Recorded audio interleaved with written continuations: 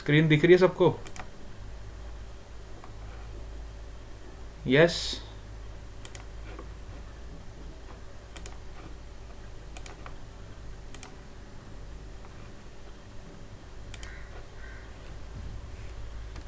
चलो सुबह हमने क्या पढ़ा था एक बार फटाफट उसका रिकैप देखते हैं। विद इन 2 to 5 मिनट्स में आपको रिकैप कराता हूँ जल्दी से, फिर हम आगे चलते हैं, ठीक है। सुबह हमने एक नया टॉपिक स्टार्ट किया था, डिस्पर्जन ऑफ लाइट, ठीक है। अबे डिस्पर्जन क्या होता है? डिस्पर्जन का मतलब होता है वाइट लाइट का अपने 7 कंपोनेंट्स में ब्रेक होना, राइट। डिस्पर्जन का मतलब होता है जब वाइट लाइट आपकी 7 डिफरेंट कंपोनेंट्स में ब्रेक हो जाती है। तो डिस्पर्जन में कई सारी चीज़ें हमने देखी थी, है ना। जैसे कि मैंने आपको बताया था, सपोज करो हमने एक प्रिज्म लिया था और इस प्रिज्म से वाइट लाइट पास करी, ठीक है। उसके सामने एक हमने स्क्रीन रख दी और वाइट लाइट को यहाँ से पास किया गया। अब जैसे ही यहाँ से वाइट लाइट पास हुई तो हुआ क्या, ये वाइट लाइट जो है 7 डिफरेंट कंपोनेंट्स में ब्रेक हो गई।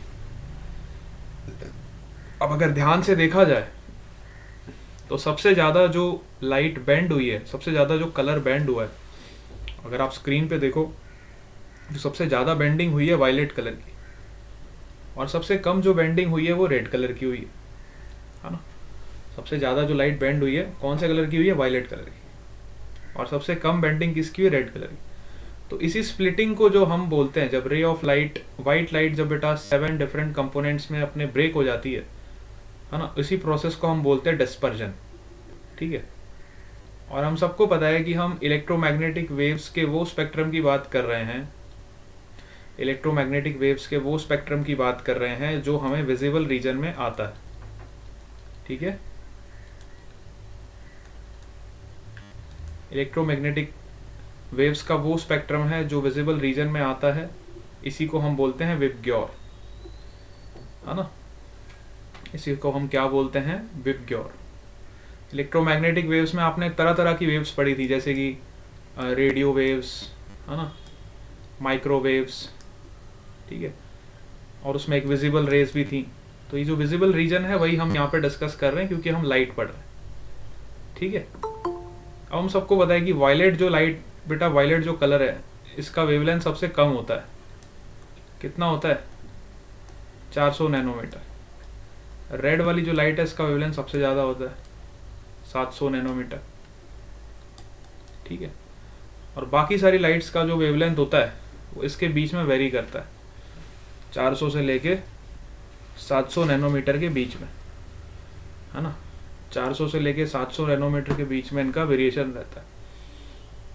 और हर कलर के बीच में जो डिफरेंस होता है वो 50 नैनोमीटर का डिफरेंस होता है। कई बार एग्जाम में पूछ लिया जाता है कि what is the difference between wavelength of violet and indigo. तो हर कलर के वेवलेंथ के बीच का डिफरेंस कितना रहता है? 50 नैनोमीटर से वेरी करता है, ठीक है। यहाँ तक हमने मॉर्निंग डिस्कस कर लिया था। अब सबसे ज़्यादा जो बेंडिंग हो रही है बेटा वायलेट की हो रही है, तो हम यहाँ से एंगल ऑफ डेविएशन निकालेंगे। देखो लाइट जाना यहाँ पे चाहती थी, लाइट की तमन्ना थी कि वो इधर जाए, है ना। ये सारे फ्रेंड्स एक साथ चल रहे थे। White light is a combination of 7 components, ठीक है। तो ये सारे फ्रेंड्स एक साथ चल रहे थे, अचानक से इनका डिस्पर्जन हो गया तो ये सारे फ्रेंड्स अलग अलग हो गए, ठीक है। अब सबसे ज़्यादा बेंडिंग किस में आपको दिखाई दे रही है? वायलेट में देखो सबसे ज़्यादा बेंडिंग आपको दिखाई दे रही है, रेड में सबसे कम बेंडिंग दिखाई दे रही है। तो देखो इनिशियली सारे कलर्स इसी डायरेक्शन में ट्रैवल कर रहे थे, फाइनली रेड वाला कलर इधर स्प्लिट हो गया, तो इसका एंगल ऑफ डेविएशन ये डेल्टा आर। अगर मैं वायलेट की बात करूं तो वायलेट का एंगल ऑफ डेविएशन देखो क्या है? Delta v. अब you can see that delta we is much larger than delta r. Delta v मतलब इतना बड़ा डेविएशन एंगल है, और डेल्टा आर आपका सबसे कम डेविएशन है, ठीक है। Delta R is the minimum deviation and delta R is the maximum deviation. तो मैक्सिमम डेविएशन कौन से कलर का हो रहा है? वायलेट कलर का हो रहा है। मैक्सिमम डेविएशन आपका वायलेट कलर का हो रहा है और मिनिमम डेविएशन हमारा रेड कलर का हो रहा है। अरे मेरी आवाज सबको आ रही है ना? यस, क्या आप लोगों को मेरी आवाज आ रही है? हैं?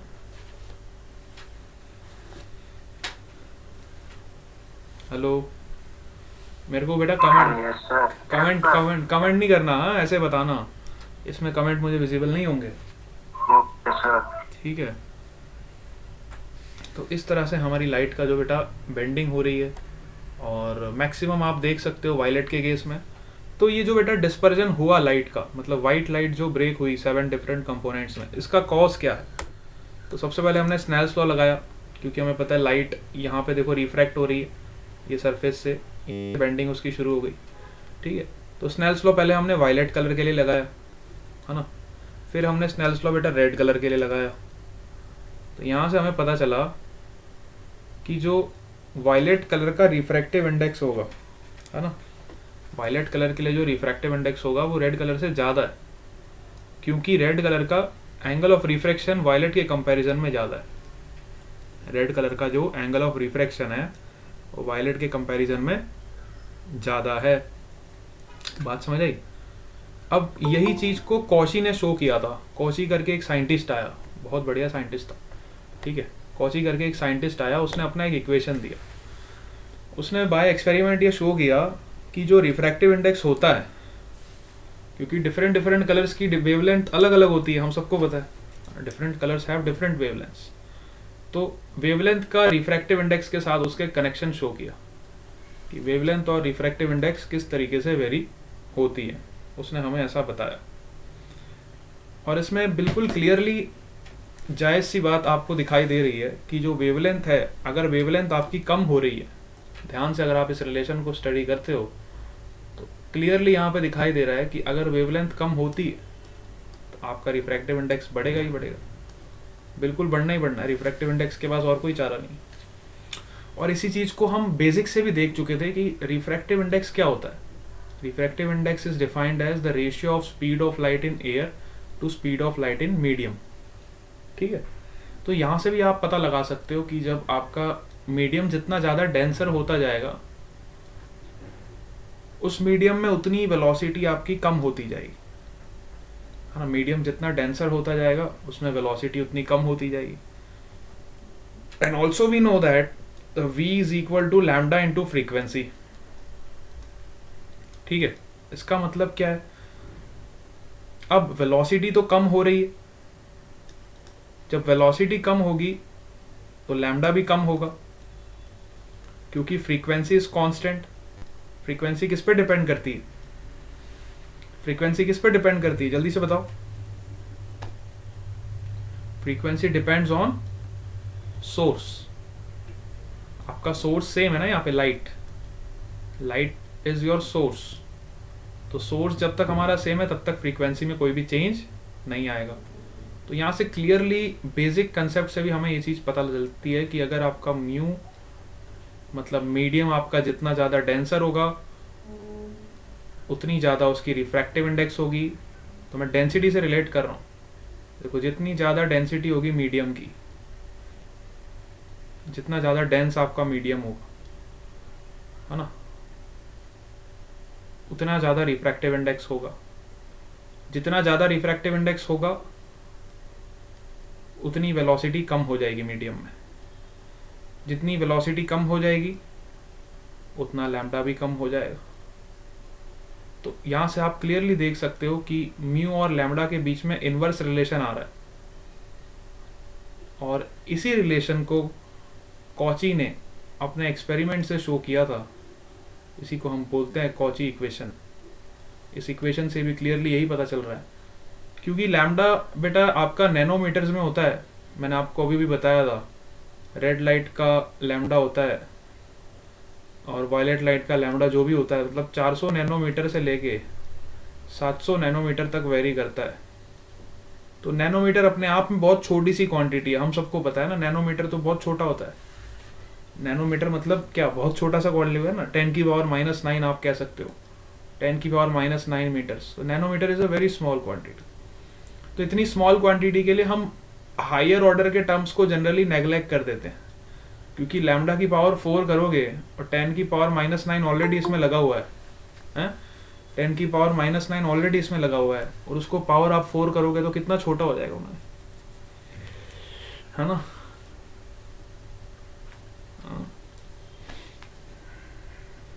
वैसे तो जनरली नेगलेक्ट नहीं किया जाता है, क्योंकि अगर आप देखा जाओ तो लैम्डा का इन्वर्स हो जाएगा तो वो काफ़ी क्वांटिटी बढ़ जाएगी, लेकिन जनरली हम ये टर्म को नेगलेक्ट कर देते हैं। अगर क्वेश्चन में कुछ दिया नहीं है वैसे तो हमें इस रिलेशन से कोई देखो मतलब नहीं है, सीधी सी बात बताऊं। एग्जाम में आपको दिया भी होगा तो ये रिलेशन आपको गिवन होगा क्वेश्चन में, a plus B upon lambda square. आपको इसको याद रखने की बिल्कुल ज़रूरत नहीं है।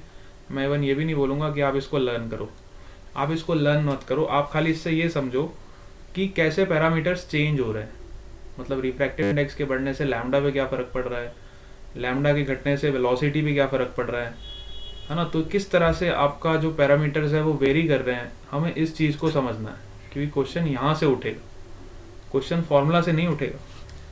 क्वेश्चन उठेगा तो यहाँ से उठेगा, ठीक है। तो इस चीज़ को आपको बहुत अच्छे से समझना है कि किस पैरामीटर को इंक्रीज़ करोगे तो कौन सा पैरामीटर डिक्रीज़ करेगा, तो that is more important.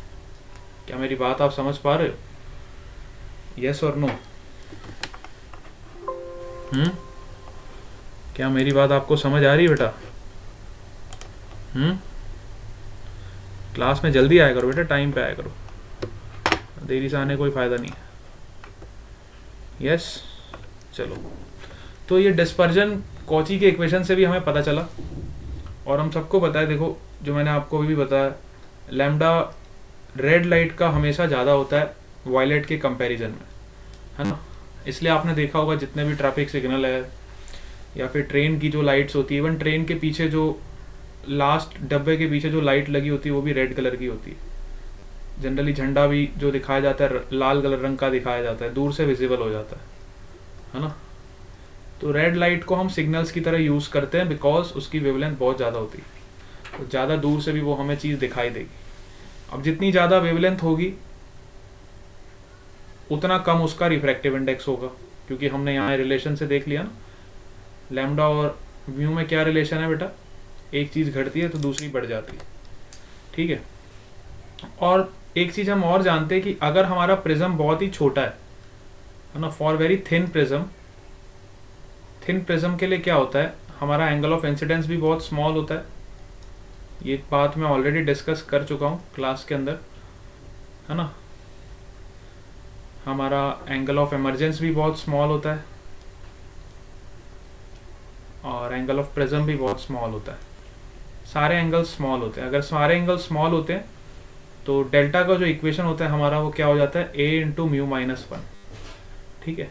Generally जो हमारा एंगल ऑफ डेविएशन होता है ये होता है i प्लस ई माइनस ए, ठीक है। लेकिन अगर सारे एंगल्स बहुत छोटे हैं और इस एजम्पशन को हम मान के चलते हैं कि हमारा प्रिज्म बहुत ही थिन प्रिज्म है, तो थिन प्रिज्म के लिए हम ये एजम्पशंस जब अप्लाई करते हैं तो हमें ये रिलेशन मिलता है, delta is equal to A into mu minus 1। इसका डेरिवेशन भी हम कर चुके थे, राइट। तो जब भी आपको क्वेश्चन में दे रखा होगा कि बेटा बहुत ही थिन प्रिज्म है आपके पास, तो आप इस कंसेप्ट का यूज़ करोगे। थिन प्रिज्म के लिए डेल्टा निकालने के लिए a into mu minus 1 use करोगे, ठीक है। Where a is the angle of prism, ये जो एंगल होता है प्रिज्म का उसको हम बोलते हैं, ठीक है।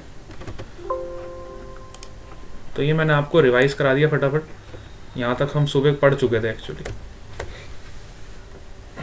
तो यहाँ से हमें ये पता चल गया कि वायलेट कलर जो होता है बेटा वो मोस्ट डेविएटेड होता है। वायलेट कलर जो हमारा होता है सबसे ज़्यादा डेविएशन उसमें शो होता है। अब जल्दी आया करो, नहीं तो फिर मैं एडमिट नहीं करूँगा बेटा। आज मैं कर रहा हूँ, कल से फिर एडमिट नहीं करूँगा। 4:30 बजे क्लास में आने कोई टाइम होता है? चलो ठीक है। वो अब स्क्रीन का लोचा पड़ गया ना, मेरे को पता था ऐसा होना ही होना है। ये जो लेट आते हैं ना क्लास में, उनकी वजह से स्क्रीन की प्रॉब्लम आती है। वो फिर से वो मेरे को वापस से वो प्रेजेंटेशन खोलना पड़ेगा, ठीक है। इसलिए कहता हूँ लेट नहीं आया करो।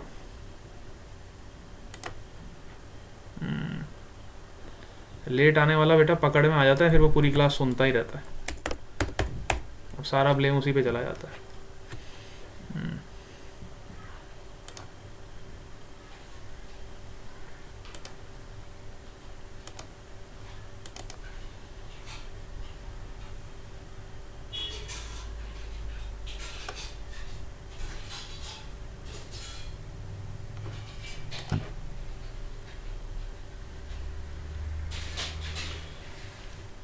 चलो यहाँ तक सबको समझ आ गया, डिस्पर्जन प्रोसेस सबको क्लियर हो गया?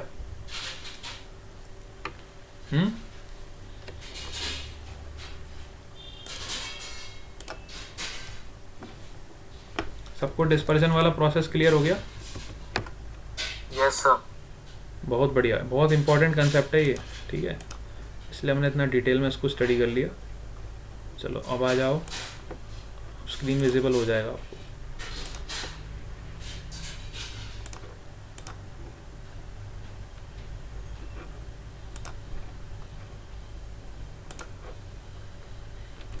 चलो तो कॉची इक्वेशन हमने देख ली, और कॉची इक्वेशन से हमें, हाँ बेटा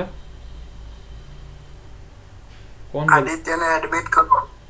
नहीं अब किसी को नहीं एडमिट करूंगा मैं, अब मुश्किल से तो स्क्रीन हमारी चालू हुई है। अब बोला टाइम पे आया करो बेटा, ऐसे नहीं होता है ना, इसको एडमिट करो उसको एडमिट करो। 4:30 बज रहे हैं, कोई मजाक चल रहे हैं यहाँ पे?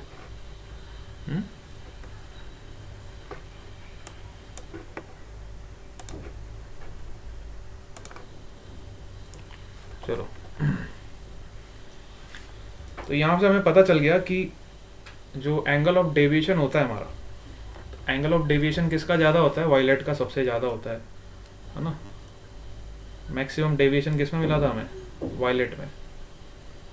और सबसे मिनिमम डेविएशन किस में मिला था? रेड में, ठीक है। और बाकी सब कलर्स का जो डेविएशन था वो वायलेट और रेड के बीच में था, है ना। बाकी जितने कलर्स का जो डेविएशन होता है वायलेट और रेड के बीच में था। So we know that the colours get separated with different angles of deviation. जैसे हमारे पास डिफरेंट डिफरेंट कलर्स होते हैं, V, I, B, G, Y, O, R, तो हर कलर का अलग अलग एंगल ऑफ डेविएशन होता है। डेल्टा वी, इंडिगो का डेल्टा आई, है ना, ब्लू का डेल्टा बी, ग्रीन का डेल्टा जी, वाई का डेल्टा वाई, ऑरेंज का डेल्टा ओ, रेड का डेल्टा आर। सबसे मैक्सिमम डेविएशन किसका है? वायलेट का। और सबसे मिनिमम डेविएशन किसका है? रेड का, है ना। Minimum deviation red, maximum deviation violet. Minimum wavelength violet, maximum wavelength red, ठीक है। बात समझ आ गई आपकी?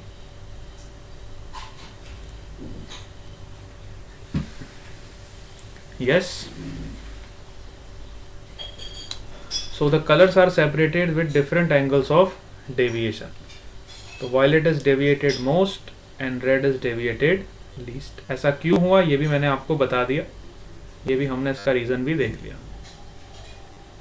क्लियर हो गया सबको यहाँ तक? Yes sir. Now come to angular dispersion. What is angular dispersion? अब ये आपके लिए नया टॉपिक है आज। एंगुलर डिस्पर्जन क्या होता है? So the difference in the deviations suffered by two colours in passing through the prism gives the angular dispersion for those colours. बड़े ध्यान से इसको सुनो। डिफरेंस इन द डेविएशन, इसका मतलब हुआ जैसे कि अगर मेरे पास दो कलर्स हैं वायलेट और रेड, तो इन दोनों के एंगल्स के बीच का difference delta we minus delta are,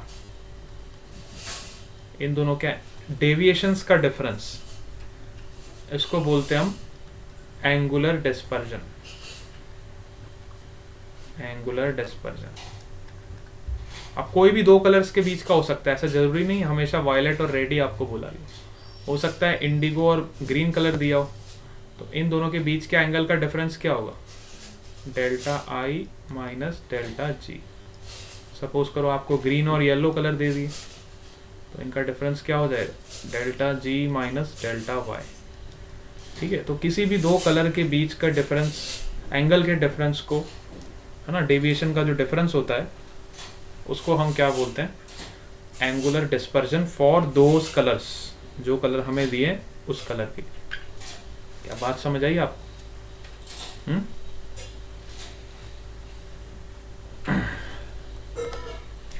Second point, the angle between the emergent rays of any two colors is called angular dispersion between those colors, है ना।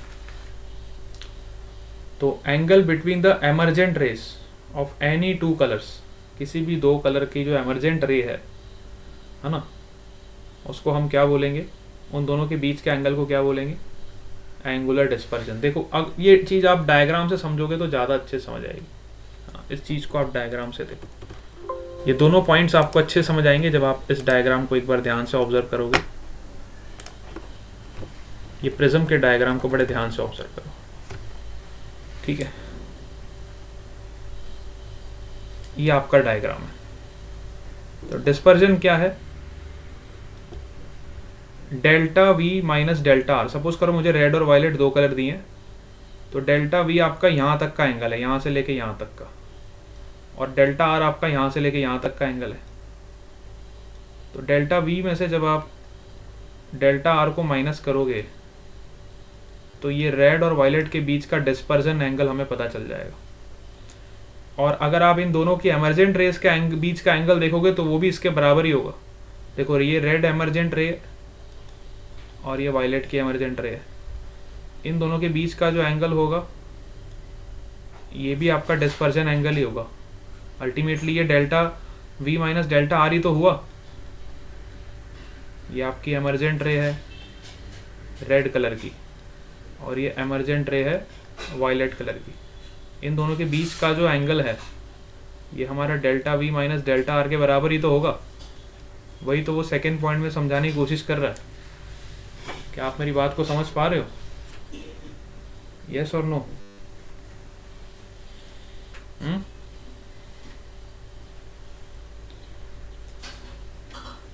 ये पॉइंट सबको समझ आ रहा है?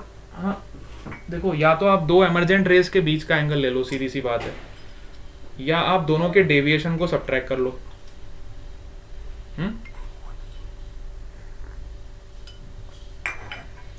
समझ आई?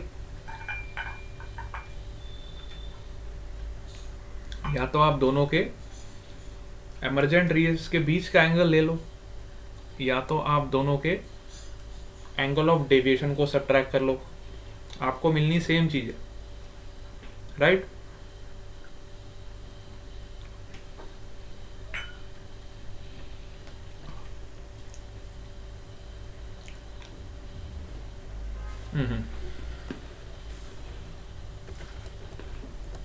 चलो ये पॉइंट हमने डिस्कस कर लिया था।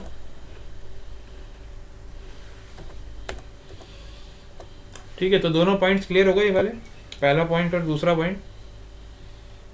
Difference in the deviation suffered by the two colors is called the dispersion, angular dispersion for those color, and it is also the angle between the emergent rays of any two colors. ठीक है, आप इसको ऐसे भी define कर सकते हो और ऐसे भी डिफाइन कर सकते हो, दोनों का मतलब सेम होता है। तीसरा पॉइंट देखो,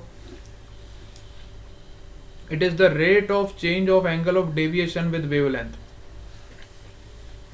अब ये क्या चीज है? Rate of change of angle of deviation with respect to wavelength. इसका मतलब क्या हुआ?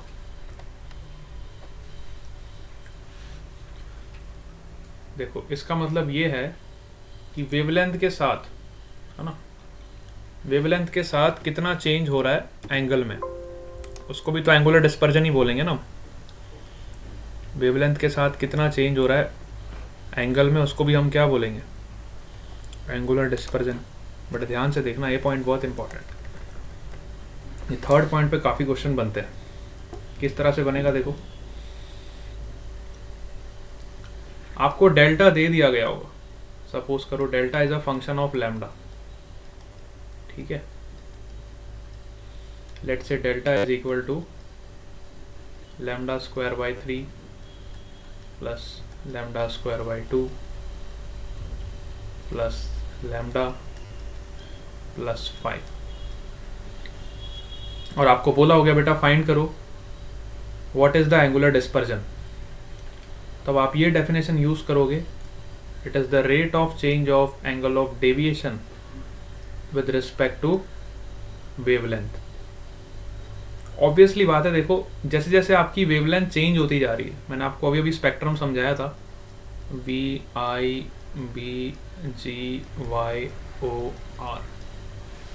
ठीक है, अब हो क्या रहा है, जैसे जैसे हमारा कलर चेंज हो रहा है ना, तो कलर चेंज होने की वजह से हमारी वेवलेंथ भी चेंज हो रही है। जैसे हमें पता है वायलेट की वेवलेंथ सबसे कम होती है और रेड की वेवलेंथ सबसे ज़्यादा होती है ना। तो जैसे जैसे हम वायलेट से रेड की तरफ जा रहे हैं तो हमारी वेवलेंथ इंक्रीज हो रही है, और जैसे ही वेवलेंथ हमारी इंक्रीज हो रही है तो साथ साथ हमारा एंगुलर डिस्पर्जन जो है, मतलब एंगल ऑफ डेविएशन की अगर मैं बात करूं तो वायलेट के लिए वो मैक्सिमम है। तो एंगल ऑफ डेविएशन हमारा वेवलेंथ के साथ ही तो चेंज हो रहा है। बात समझ पा रहे हो आप? एंगल ऑफ डेविएशन हमारा किसके साथ चेंज हो रहा है? जैसे जैसे वेवलेंथ चेंज हो रही है, वेवलेंथ चेंज हो रही है तो म्यू चेंज हो रहा है, यहाँ से भी रिलेट करो, और म्यू चेंज हो रहा है तो डेल्टा चेंज हो रहा है। पॉइंट समझ आया आपको? वेवलेंथ चेंज हो रही है तो म्यू चेंज हो रहा है, और म्यू चेंज हो रहा है तो डेल्टा चेंज हो रहा है। यस, तो बिल्कुल यहीं से कनेक्शन हमने किया है कि एंगुलर डिस्पर्जन को हम इस तरीके से भी डिफाइन कर सकते हैं, it is the rate of change of angle of deviation with respect to wavelength. Suppose करो डेल्टा आपको लैम्डा का फंक्शन दे रखा है और आपको बोला गया कि फाइंड करो what is the angular dispersion, तो आप इसको डिफरेंशिएट करोगे विद रिस्पेक्ट टू लैम्डा। क्या मेरी बात समझ पा रहे हो? अब आपको किसी पर्टिकुलर वेवलेंथ पे पूछा गया हो कि calculate the angular dispersion for this wavelength, तो उसकी वेवलेंथ की वैल्यू यहाँ पे आप पुट कर दोगे। ठीक है, उस पर्टिकुलर वेवलेंथ पे आप पुट कर लोगे और बता दोगे कि इस पर्टिकुलर वेवलेंथ के लिए एंगल ऑफ डिस्पर्जन इतना होगा।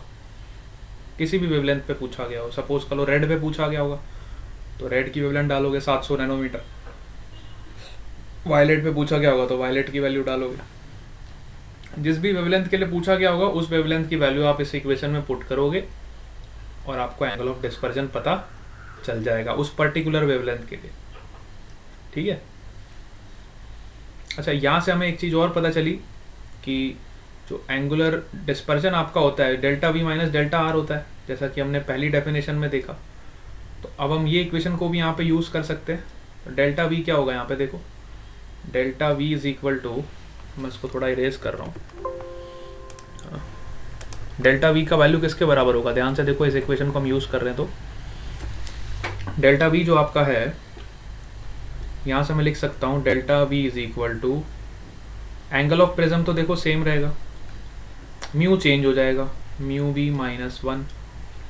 सिमिलरली डेल्टा आर आपका क्या हो जाएगा, angle of prism into mu R minus 1, और दोनों का जो डिफरेंस होगा इसी को हम बोलेंगे एंगुलर डिस्पर्जन इन दो कलर्स के लिए, वायलेट और रेड कलर के लिए। तो ये कितना हो जाएगा, a into mu we minus a into mu r plus a से ए कैंसिल हो जाएगा, देखिए, तो a into mu we minus mu are.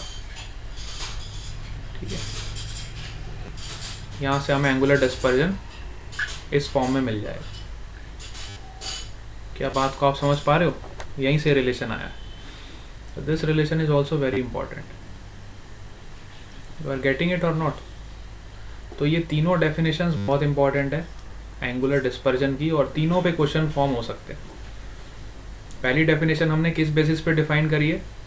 It is the difference between the angle of deviation of the given colours. ठीक है, second definition, it is the angle between the emergent rays, दो emergent rays अलग अलग colour की जा रही है, उनके बीच का जो एंगल होगा वही आपका एंगल ऑफ डिस्पर्जन होगा, एंगुलर डिस्पर्जन होगा। और तीसरी डेफिनेशन हमने किस बेसिस पे डिफाइन करी है? It is the rate of change of angle of deviation with respect to wavelength. तो ये तीनों डेफिनेशंस का मतलब बिल्कुल सेम है और तीनों डेफिनेशंस बिल्कुल इक्विवेलेंट है, तो हमें ये पता होनी चाहिए। यहाँ तक किसी को कोई दिक्कत है तो बताओ।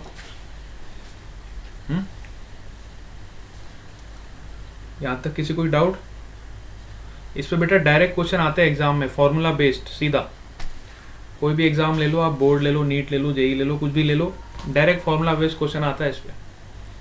बोलेंगे आपको डेल्टा एंगल ऑफ डेविएशन निकालो वायलेट कलर के लिए, फार्मूला लगा देना। बोलेंगे एंगल ऑफ डेविएशन निकालो रेड कलर के लिए, अगेन फार्मूला लगा देना। ये आपको पता होगा, एंगल ऑफ प्रिज्म पता होगा, रिफ्रैक्टिव इंडेक्स पता हो। फिर बोलेंगे एंगुलर डिस्पर्जन निकालो, ये फार्मूला लगा देना। कभी आपको जैसा कि मैंने आपको बताया डेल्टा लैम्डा का फंक्शन दे रखा होगा, तो वहाँ डिफ्रेंशिएट कर देना, तो आपको एंगुलर डिस्पर्जन मिल जाएगा। कभी आपको लैम्डा स्टर्म में दे रखा होगा, इक्वेशन आपको गिवन होगी, लैम्डा आपको गिवन होगा, कांस्टेंट्स आपको गिवन होंगे, बोलेंगे फाइंड करो बेटा रिफ्रैक्टिव इंडेक्स कितना होगा। अच्छा रिफ्रैक्टिव इंडेक्स पता चलेगा तो बोलेंगे बेटा बताओ अब एंगल ऑफ डेविएशन कितना होगा। अब बोले एंगल ऑफ डेविएशन पता चल गया तो बताओ बेटा difference in angle of deviation कितना होगा। बात समझ आ रही है आपको? इस तरह से क्वेश्चन इस पे घूम फिर के इसी में से फॉर्म होंगे, कोई नई चीज़ नहीं। क्या मेरी बात को आप समझ पा रहे हो? यस और नो? Yes sir. है ना? तो काफ़ी इंपॉर्टेंट कंसेप्ट है, इसमें जितने भी पॉइंट्स लिखे हुए हैं ये सारे इंपॉर्टेंट, ठीक है। चलो अब हम आगे चलते हैं। ये सब चीज़ों को नोट डाउन कर लेना बहुत अच्छे से, क्योंकि इस पर थ्योरेटिकल क्वेश्चन आते हैं। अभी हम एक दो क्वेश्चन आपको करवा भी दूंगा अगर आप चाहो तो, लेकिन उसका कोई मतलब नहीं बनता क्योंकि ये डायरेक्ट फार्मूला बेस्ड क्वेश्चन है ना इस पर, तो इसमें आपको दिमाग नहीं लगाना है, डायरेक्ट फार्मूले में वैल्यू पुट करनी है और आंसर आ जाएगा। समझ आई? तो आपको खाली इतना समझना है कि ये फार्मूला आया कैसे है। फार्मूला आया कैसे अगर आपको पता चल जाएगा तो क्वेश्चन में आप वैल्यू तो पुट कर ही सकते हो ना। अब वो थोड़ी आपको मुझे सिखाना पड़ेगा, वैल्यू पुट करना तो आप अच्छे से जानते हो। अगर आपको मैं इक्वेशन दे दूँ तो 6-7 का क्लास का बच्चा भी पुट कर देता है, सर ये आंसर हो जाएगा, बताओ इक्वेशन बता दो, ये वैल्यू पुट कर दो, आंसर निकाल दो। अब आ जाओ डिस्पर्सिव पावर पे। डिस्पर्सिव पावर क्या होता है इसको समझो पहले। What is dispersive power? ये क्या चीज़ होती है? The dispersive power of a material of a prism for any two colors is defined as the ratio of angular dispersion for those two colors to the mean deviation produced by the prism. अब इसको समझने की चीज़ है। अब ये क्या है? एक ऐसा रेशियो है ना, ध्यान से देखो, ratio of angular dispersion for those two colours, किसी भी दो कलर के लिए, to the mean deviation produced by the prism. अब मीन डेविएशन मतलब, अब जैसे कि मैंने आपको स्पेक्ट्रम अभी अभी समझाया था, स्पेक्ट्रम में कितने कलर्स होते हैं? V I B G Y O R, ठीक है, V I B G Y O R, यही होता है ना, ठीक है। तो मीन डेविएशन आपका किसके रिस्पेक्ट में आएगा? देखो, it may also be defined as a dispersion per unit deviation. पहले हम इसका इक्वेशन देखेंगे फिर हमें पता चलेगा। तो dispersive power is defined as, जैसा कि मैंने आपको बोला, ratio of angular dispersion for two colours. तो एंगुलर डिस्पर्जन तो हम ऑलरेडी निकालना जानेंगे विद रिस्पेक्ट टू डेल्टा। अब ये जो डेल्टा है ये मीन डेविएशन है। मीन डेविएशन मतलब इन दोनों का मीन। जैसे अगर मैं ऊपर मान लो वायलेट और रेड कलर की लाइट ले रहा हूँ तो फाई का वैल्यू आपका क्या हो जाएगा? Delta we minus delta are, ठीक है। और मीन का मतलब क्या होता है? इन दोनों का एवरेज वैल्यू। तो एवरेज इनका क्या हो जाएगा? Delta we plus delta R upon 2।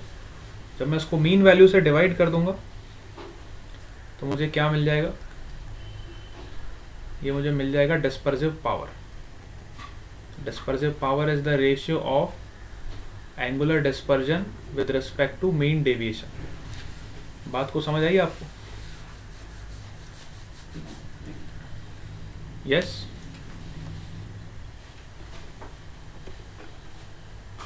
अब आप चाहते ही हो एक क्वेश्चन करा दूं तो करा दूंगा अगर आप बोलोगे तो।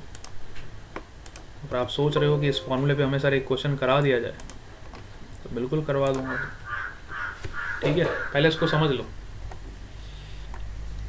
It is defined as the ratio of angular dispersion with respect to mean deviation, ठीक है। तो एंगुलर डिस्पर्जन हमने अभी अभी निकाला था और मीन डेविएशन हम यहाँ से निकाल देंगे। It is the mean of both the angle of deviation. तो ये हमारा डिस्पर्सिव पावर हो गया। अच्छा, इसको आप उसके टर्म्स में भी लिख सकते हो, है ना। अगर मैं चाहूँ तो इस डेल्टा को ए और म्यू के टर्म्स में भी लिख सकता हूँ। डेल्टा वी कितना हो जाएगा? a into mu B minus 1।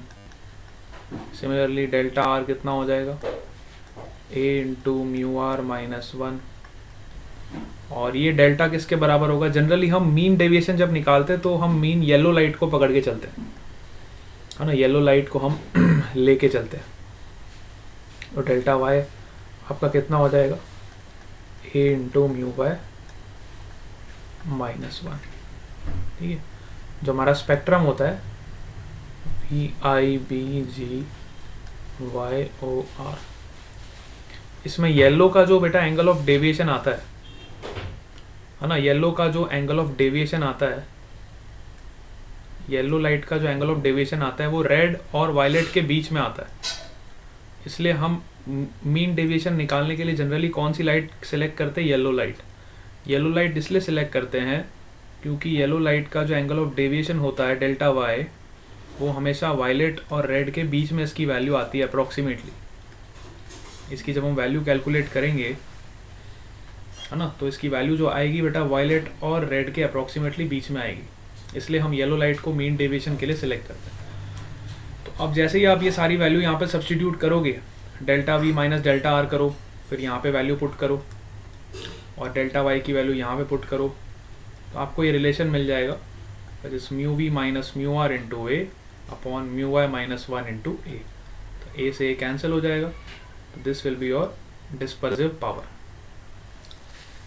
बात आपको समझ आई।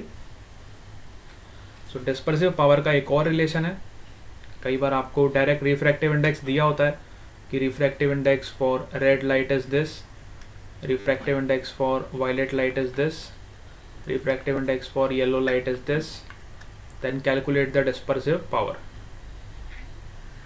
ऐसा डायरेक्ट क्वेश्चन आ गया तो you will directly apply this relation. क्या बात समझ आ गई आपको? Yes sir. इसमें ना डायरेक्ट फॉर्मूले बेस्ड क्वेश्चन आ रहे हैं, देख लो, आप खुद देख लो। अगर आप चाहते हो तो मैं एक आध क्वेश्चन दे देता हूँ, फिर ले लो वैल्यूज़ वगैरह पुटअप करो और फाइंड आउट करो। ठीक है, वैसे तो मेरे ख्याल से आप कर लोगे, इसमें कोई बड़ी चीज़ नहीं है, खाली कंसेप्ट अगर आपको पता है क्वेश्चन आपसे हो जाए। ठीक है, तो दो फॉर्मूले देखो डिस्पर्सिव पावर के हो गए सीधे सीधे। पहला फॉर्मूला क्या हो गया, it is the ratio of angle of dispersion with respect to mean deviation. और यहीं से हमने दूसरा फॉर्मूला निकाला जब हमने डेल्टा को इस फॉर्मूले में पुट किया। ठीक है, इस इक्वेशन के टर्म्स में हमने पुट किया। ठीक है, तो हमेशा डेफिनेशन पे आप चलोगे तो आपको कहीं भी दिक्कत नहीं आएगी। इट में ऑल्सो भी defined as dispersion per unit deviation. देखो वही चीज़ यहाँ भी बताई गई, डिस्पर्जन पर यूनिट डेविएशन, है ना, पर यूनिट डेविएशन आपका कितना डिस्पर्जन हो रहा है ना। अब इसको थोड़ा और अच्छे से समझने की कोशिश करो। देखो मैं स्क्रीन को थोड़ा क्लियर करता हूँ। ये तो हम देख चुके हैं। अब scattering of light, blue colour of the sky and the reddish appearance of the sun at the sunrise and sunset, इसका क्या कारण है? इसका कारण यही है स्कैटरिंग ऑफ लाइट। जो आपको आसमान में ब्लू कलर दिखाई देता है, 10th क्लास में आपको पढ़ाया जाता था ना कि sky is blue in colour. आजकल तो अलग अलग मूवीज आ रही है, द स्काई इज पिंक। बताओ स्काई कभी पिंक होता है क्या? रेडिश हो सकता है ना, रेडिश अपीयरेंस होता है of the sun at the sunrise and the sunset, है ना। ऐसा क्यों होता है? Because of scattering of light. Scattering of light, अब ये स्कैटरिंग क्या है देखो। अब जनरली होता क्या है ना, ये इफेक्ट कई बार एग्जाम में पूछ लिया जाता है ना, 2 मार्क के क्वेश्चन में या 3 मार्क के क्वेश्चन में आपको रीजनिंग आ जाती है कई बार कि एक्सप्लेन विद द रीजन, है ना, व्हाट इज दिस फिनोमिना।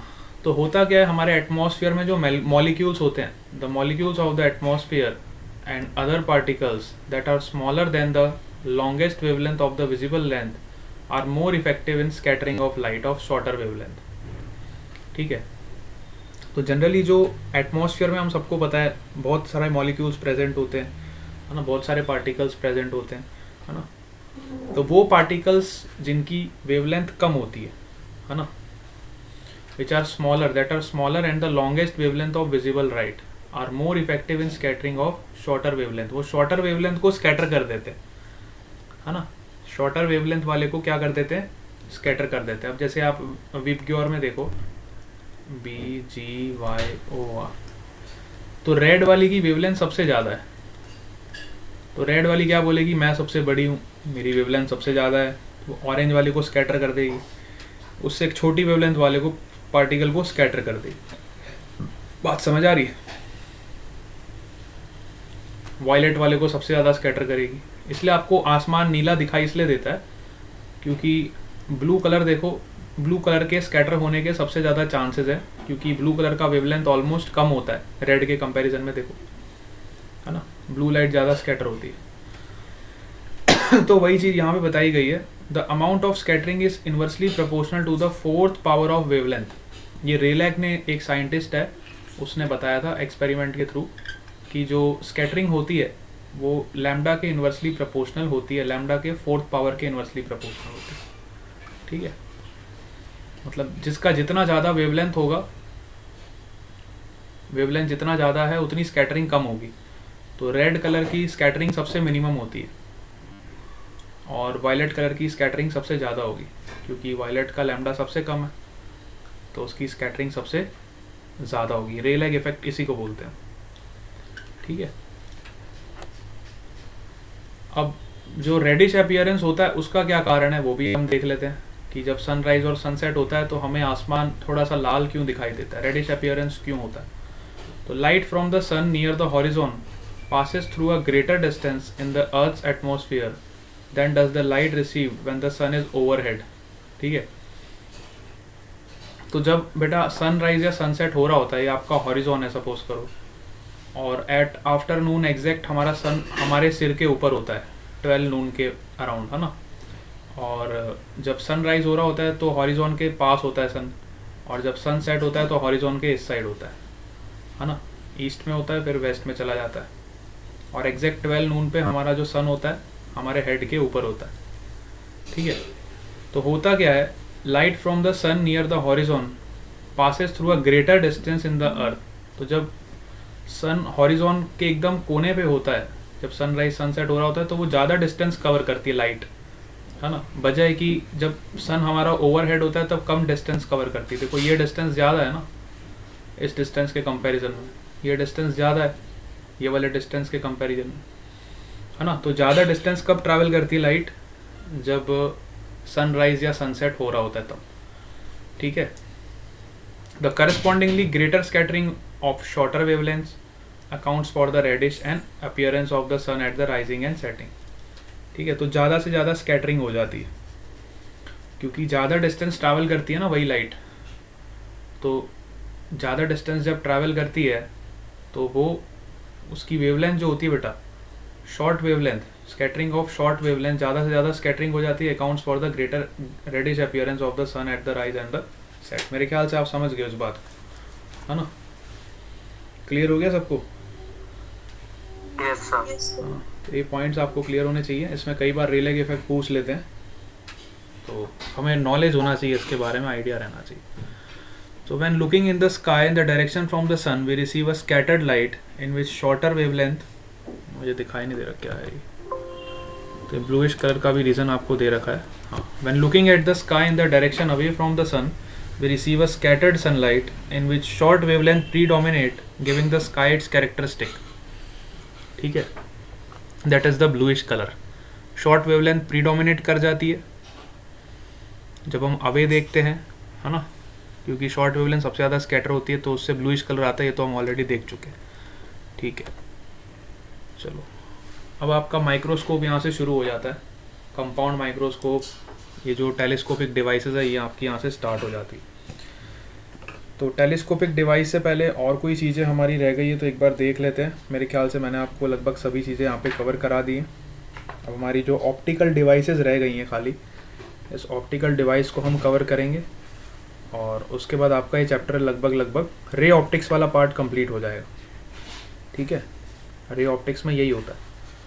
ठीक है, ऑलमोस्ट रे ऑप्टिक्स आपका कंप्लीट हो जाएगा। यस और नो? ठीक है, यस सर। चलो तो कंपाउंड माइक्रोस्कोप हम आज स्टार्ट कर देते हैं। कंपाउंड के बाद हमें टेलीस्कोप है, एस्ट्रोनॉमिकल टेलीस्कोप, और इसके बाद मेरे ख्याल से न्यूटोनियन टेलीस्कोप और रिजॉल्विंग पावर ऑफ माइक्रोस्कोप, बस इतना ही है।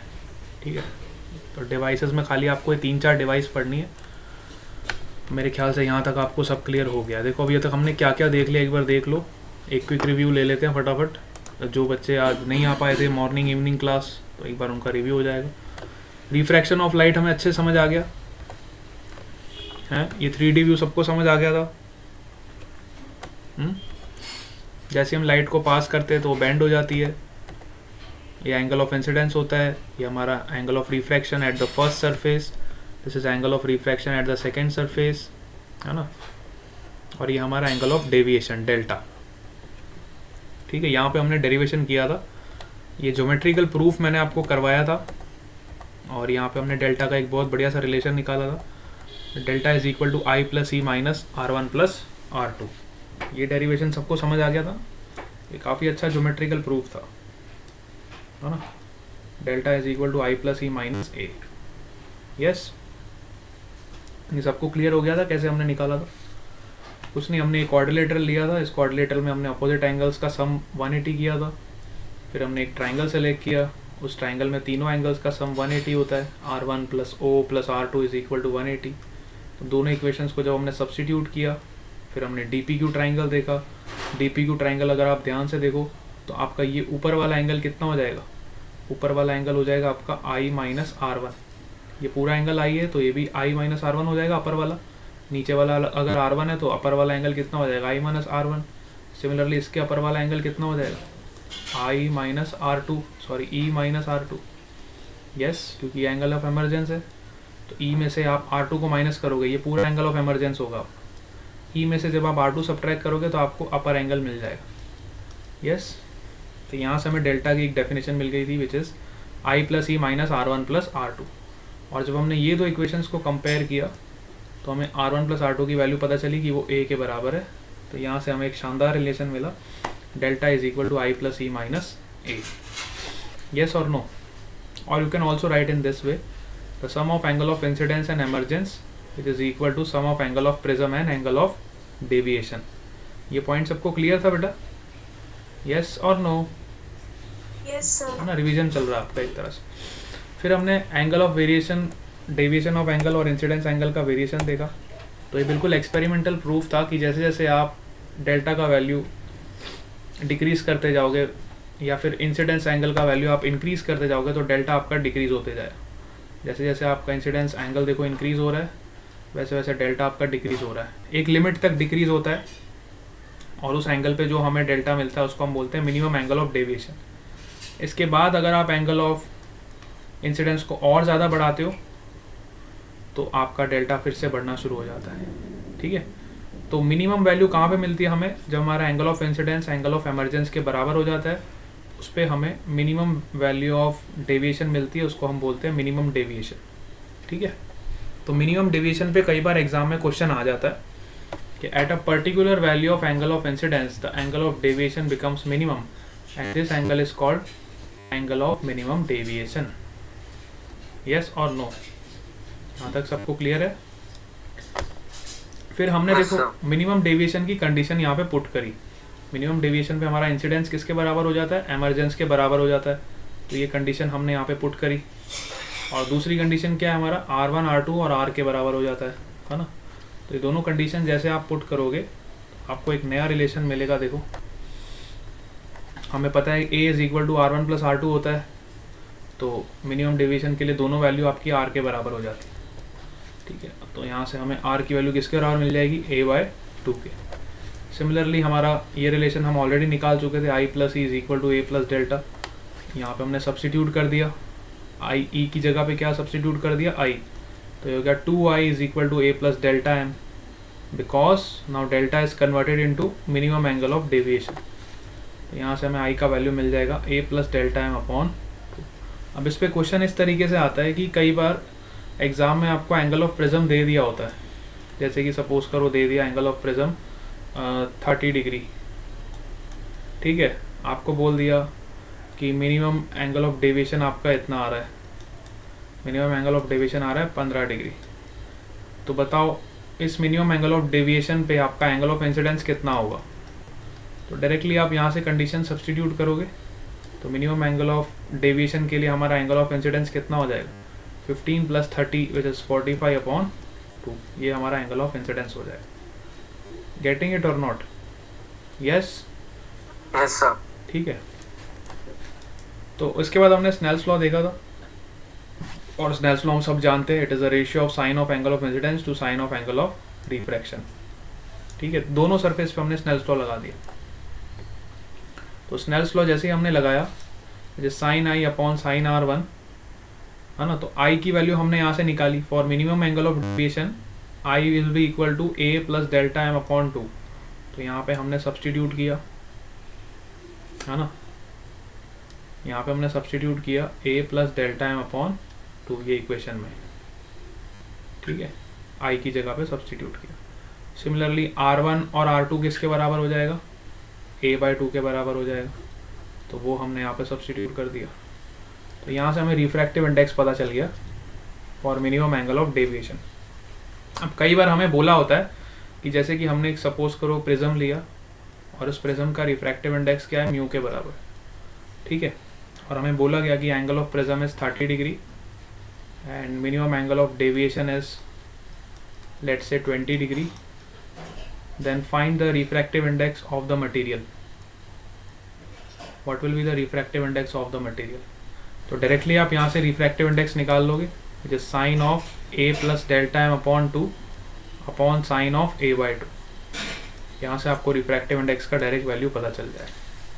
कुछ नहीं किया, हमने खाली स्नेल्स लॉ लगाया और इंसिडेंस और आर की वैल्यू की कंडीशन को यहाँ से हमने सब्सटीट्यूट किया, ठीक है, दोनों वैल्यूज़ को हमने स्नेल्स लॉ में सब्सटीट्यूट किया, तो हमें रिफ्रैक्टिव इंडेक्स का वैल्यू पता चल गया। तो कई बार हमें मटेरियल का रिफ्रैक्टिव इंडेक्स फाइंड करने के लिए भी क्वेश्चन आ जाता है। अब रिफ्रैक्टिव इंडेक्स फाइंड क्यों किया जाता है, क्योंकि रिफ्रैक्टिव इंडेक्स से हमें पता चलता है कि ये किस मटेरियल से बना है।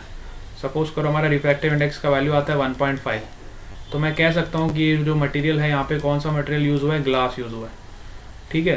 तो रिफ्रैक्टिव इंडेक्स से हमें मटेरियल के बारे में पता चलता है कि अगर इतना रिफ्रैक्टिव इंडेक्स है तो ये इस मटेरियल का होगा, या फिर इतना रिफ्रैक्टिव इंडेक्स है 1.5 रिफ्रैक्टिव इंडेक्स है तो ये इस मटेरियल का होगा, है ना। तरह तरह के मटेरियल से हम इस प्रिज्म को बनाते हैं, डिफरेंट एक्सपेरिमेंट करने होते हैं तो डिफरेंट मटेरियल्स यूज़ किए जाते हैं, ठीक है। तो मेरे ख्याल से आप ये बात को समझ गए हो कि रिफ्रैक्टिव इंडेक्स जो होता है बेटा मटेरियल की प्रॉपर्टी होती है, मटेरियल पे डिपेंड करती है। क्लियर हो गया? Yes sir. चलो, इसके बाद मैंने आपको बताया था refraction by a small angle prism. तो स्मॉल एंगल प्रिज्म के लिए हमने देखा था, स्मॉल एंगल प्रिज्म के लिए क्या होता है, ये हमारा जैसे कि प्रिज्म है ना, और ये हमारा पहला रिफ्रैक्शन इधर हुआ और दूसरा रिफ्रैक्शन हमारा ये वाली सरफेस पे हुआ, ठीक है। This is our angle of incidence. I is very small, R1 and R2 is also very small. Similarly आपका एंगल ऑफ इमर्जेंस भी बहुत छोटा है, ठीक है, सारे एंगल्स बहुत छोटे हैं। तो पहले मैंने ये वाली सरफेस पे स्नेल्स लॉ लगाया, तो ये वाली सरफेस पे जब आप स्नेल्स लॉ लगाओगे तो क्या होगा, देखो 1 × sin I is equal to mu × sin R1, first equation. फिर जब हम ये वाली सरफेस पे स्नेल्स लॉ लगाओगे तो क्या होगा, mu × sin R2 is equal to 1 × sin E। ठीक है, दोनों सरफेस पे हमने स्नेल्स लॉ लगा दिया। ये हमारा R1 है, ये हमारा R2 है। दोनों सरफेस पे आपका रिफ्रैक्शन हो रहा है तो दोनों सरफेस के लिए हमने स्नेल्स लॉ अप्लाई किया। अब हम सबको पता है कि जब एंगल आपके बहुत छोटे होते हैं तो साइन थीटा किसके बराबर हो जाता है, थीटा के बराबर हो नहीं जाता। If I is very small, R1 R2 and E are also very small, तो साइन थीटा किसके बराबर हो जाएगा, थीटा के बराबर। और कॉस थीटा किसके बराबर हो जाएगा, 1 के बराबर। यस और नो? तो मैंने क्या किया, अगर एंगल हमारे बहुत छोटे होते हैं, छोटे का मतलब जैसे कि 2 डिग्री हो गया, 3 डिग्री हो गया, 4 डिग्री हो गया, 5 डिग्री हो गया, इतने छोटे छोटे एंगल्स अगर आपको दिए हुए हैं तो आप साइन थीटा को थीटा के बराबर लिख सकते हो। तो यहाँ पे साइन आई को मैंने आई के बराबर लिख दिया और साइन R1 को R1 के बराबर लिख दिया। सिमिलरली मैंने यहाँ पे भी ऐसा ही किया, साइन ई टू को ई टू के बराबर और आर टू को आर टू के बराबर। तो जब आप इसमें वैल्यू सब्सटीट्यूट करोगे, है ना, अब यहाँ पे डेल्टा की वैल्यू हमें निकालनी है, तो डेल्टा क्या होता है हमारा, i plus E minus r one plus are two, यही हमने डेल्टा का इक्वेशन निकाला। तो हमने यहाँ से आई की वैल्यू सब्सटीट्यूट करी, देखो आई की वैल्यू यहाँ से निकालोगे तो क्या हो जाएगी, mu times of r one, e की वैल्यू क्या हो जाएगी, mu times of r two minus r one plus are two. ठीक है, तो यहाँ से हमारा डेल्टा क्या हो जाएगा, देखो R one plus are two will be common, you will get mu minus one, and R one plus are two को हम क्या बोलते हैं, ए बोलते हैं। यहाँ से हमें ये रिलेशन मिला है, ये हम थिन प्रिज्म के लिए जो रिलेशन यूज़ करते हैं, delta is equal to A into mu minus one. This relation is very important and it is applicable only when your angle of prism is very very less, 2 degree 3 degree 4 degree 5 degree, सभी angles जब हमारे बहुत छोटे होंगे तब हम इस relation को यूज़ कर सकते हैं। क्या मेरी बात आपको समझ आ रही है या हवा में जा रही है? यस और नो? क्या सबको पॉइंट क्लियर हुआ है वाला? Yes sir. बहुत बढ़िया। तो यहाँ से हमने शो कर दिया कि delta is equal to A into mu minus one. इसके बाद हमने आज क्या पढ़ा, डिस्पर्जन ऑफ लाइट। ये तो मेरे ख्याल से सबको समझ आ गया था। डिस्पर्जन क्या होता है बेटा, अब आप अच्छे से समझ जाओगे, जिनको नहीं समझ आया वो भी एक बार देख। जब वाइट लाइट हमारी 7 डिफरेंट कलर्स में स्प्लिट हो जाती है तो उसको हम बोलते हैं डिस्पर्जन ऑफ लाइट। तो मैक्सिमम एंगल ऑफ डेविएशन किसका होता है, वायलेट कलर का। ध्यान से देखो, वायलेट कलर का डेविएशन इतना बड़ा है और रेड कलर का डेविएशन इतना है, और इन दोनों के बीच के जो डिफरेंस होता है इसी को हम क्या बोलते हैं, एंगुलर डिस्पर्जन। अभी अभी तो पढ़ाया था, भूल गए?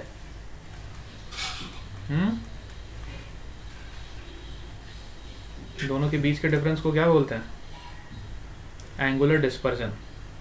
एंगुलर डिस्पर्जन आप दो एमरजेंट रेस के बीच के एंगल को भी बोल सकते हो, जैसे कि रेड कलर की रे आपकी ऐसे जा रही है यहाँ पे, वायलेट कलर की रे ऐसे जा रही है। इन दोनों के बीच का जो एंगल होगा, it is also defined as the angle between the two different emergent rays of different colours, है ना, angle between the two different emergent rays of different colours. ये भी आपका delta we minus delta R के बराबर ही होगा, यही आपका एंगुलर डिस्पर्जन होगा फाई। और जब हम इसको डिवाइड कर देंगे मीन डेविएशन से तो हमें क्या मिल जाएगा, डिस्पर्सिव पावर। यस और नो? Yes sir. है ना, जब हम इसको Yes, मीन sir. डेविएशन से डिवाइड कर देंगे तो हमें क्या मिल जाएगा, डिस्पर्सिव पावर मिल जाएगा। यस, तो ये सारी कॉज ऑफ डिस्पर्जन हम देख चुके थे। फिर हमने कॉची इक्वेशन देखी। कॉची इक्वेशन ने हमें ये बताया कि लैम्डा रिफ्रैक्टिव इंडेक्स के साथ किस तरीके से वेरी करता है ना। लैम्डा आर सबसे ज़्यादा होता है, रेड के लिए वेवलेंथ सबसे ज़्यादा होती है, वायलेट के लिए सबसे मिनिमम होती है। ठीक है, तो रिफ्रैक्टिव इंडेक्स वायलेट का सबसे ज़्यादा होता है रेड के comparison. Means you can say that अगर आपके पास वायलेट कलर की लाइट है और रेड कलर की लाइट है तो वायलेट कलर के लिए आपका रिफ्रैक्टिव इंडेक्स बहुत ज़्यादा होगा। ठीक है, सिमिलरली हम ये भी देख चुके थे कि डिफरेंट कलर्स के लिए आपका एंगल ऑफ डेविएशन अलग होता है, और सबसे ज़्यादा डेविएटेड वायलेट कलर होता है और सबसे लीस्ट डेविएटेड कौन सा कलर होता है, रेड कलर होता है। ठीक है, इसके बाद मैंने आपको एंगुलर डिस्पर्जन की 3 डिफरेंट डेफिनेशंस बताई थी। पहली डेफिनेशन क्या है आपकी, it is the difference between the angle of deviation of 2 different colours. अब ये वायलेट और रेड भी हो सकते हैं, इंडिगो और ग्रीन भी हो सकते हैं, कोई भी 2 कलर हो सकते हैं, ऐसा ज़रूरी नहीं है वायलेट और रेड ही हो। लेकिन हाँ, इतना कह सकता हूँ कि वायलेट और रेड के बीच का जो डिस्पर्जन होगा, एंगुलर डिस्पर्जन, वो मैक्सिमम होगा। अगर आपको बोला जाए एग्जाम में calculate the maximum angular dispersion, तो आपको अपने आप समझ जाना है कि आपको delta we minus delta R निकालना है। वो एग्जाम में ऐसा नहीं बोलेगा कि calculate the angle of dispersion between violet and red. वो आपको इस तरह से घुमा के बोलेगा calculate the maximum angle of dispersion.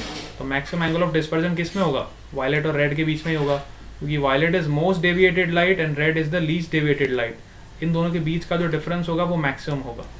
इसके अलावा कोई भी आप दूसरे कलर्स लेते हो विबग्योर में से, उनका जो डेविएशन का डिफरेंस आएगा वो हमेशा इनके इससे छोटा ही आएगा।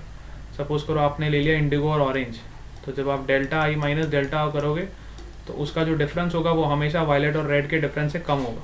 किसी भी दो कलर का ले लो, आप ब्लू और रेड ले लो, तो delta B minus delta R करोगे तब भी आपकी ये वैल्यू इससे तो छोटी होगी। सबसे मैक्सिमम आपको एंगुलर डिस्पर्जन किस में मिलेगा?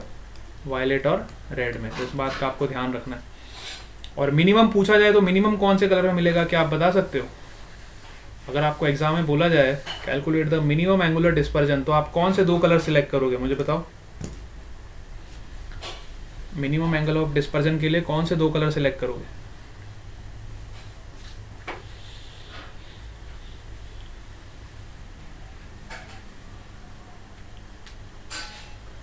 यस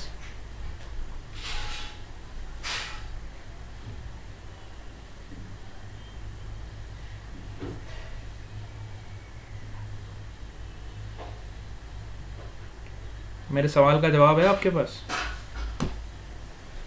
मैक्सिमम के लिए तो मैंने आपको बता दिया।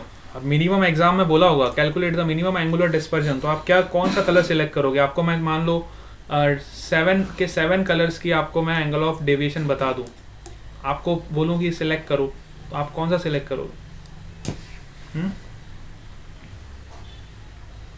जल्दी बताओ। ऑरेंज और रेड। ऑरेंज और रेड सिलेक्ट करेंगे, है ना। देखो ऑरेंज का डेल्टा कम होता है, ये तो हमें पता ही है, और रेड का डेल्टा उससे भी कम होता है। तो दो छोटे नंबर्स है हमारे पास, तो उन दोनों के बीच का डिफरेंस भी तो छोटा ही होगा ना, है ना। सबसे मिनिमम नंबर आपके यही है ना, ऑरेंज और रेड। तो इनके बीच का जो डिफरेंस होगा वो भी बहुत छोटा ही होगा ना। यस और नो? चलो दूसरी डेफिनेशन पे आ जाओ। It is also defined as the angle between two emergent rays, ये मैंने आपको अभी भी बताया था डायग्राम में। और तीसरी डेफिनेशन बहुत इंपॉर्टेंट है, जब आपको डेल्टा लैम्डा का फंक्शन दिया होगा और आपको बोला होगा कैलकुलेट द एंगुलर डिस्पर्जन, तो आप क्या करोगे? इसको डिफरेंशिएट करोगे with respect to lambda, right.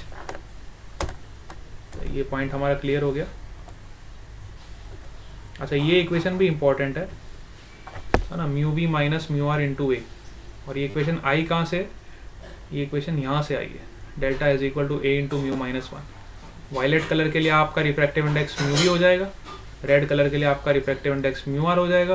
तो आप दोनों को सब्ट्रैक्ट करोगे तो आपको ये रिलेशन मिल जाएगा। कई बार आपको डायरेक्ट रिफ्रैक्टिव इंडेक्स दे रखा होगा वायलेट और रेड का, और एंगल ऑफ प्रिज्म दे रखा होगा, है ना। कई बार आपको इस तरह से डेटा दे रखा होगा। अब ये क्वेश्चन पे डिपेंड करता है कि क्वेश्चन किस तरह से बनना चाह रहा है ना।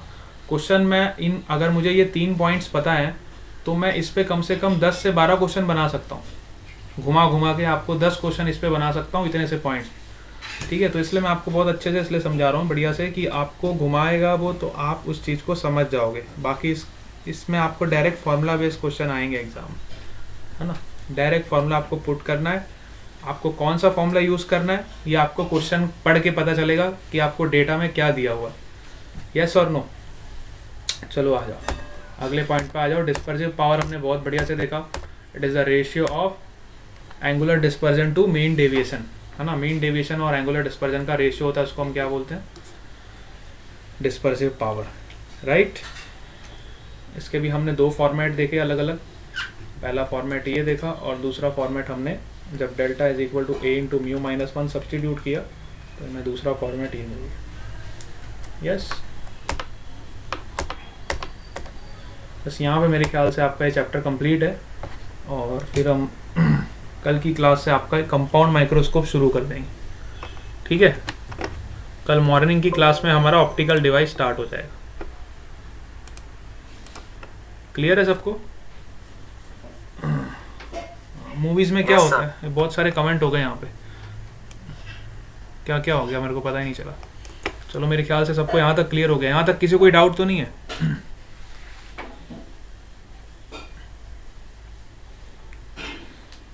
चलो ठीक है, ठीक है। Okay, bye bye to all of you.